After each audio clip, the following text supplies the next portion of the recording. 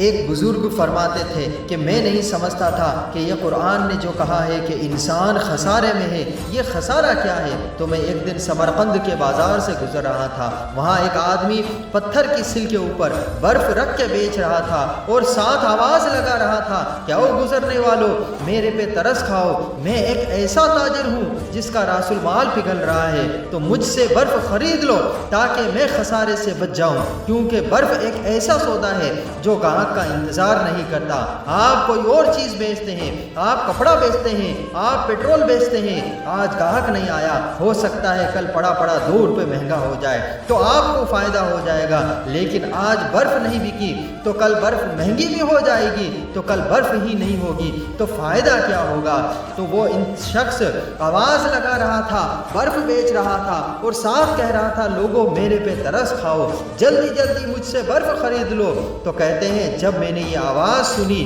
تو میں نے اس کو کہا کہ مجھے ان الانسان لفی خسر کا ترجمہ سمجھ میں آ گیا۔